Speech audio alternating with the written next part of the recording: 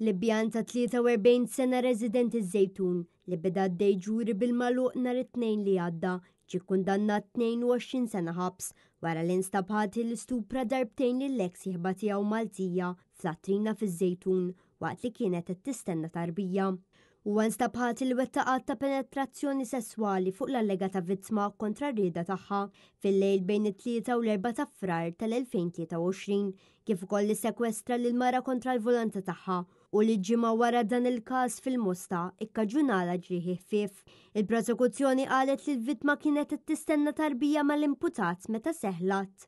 Il-vittma kienet ukoll dipendenti minn fuq l-akkużat emozjonalment kif ukoll finanzjarjament.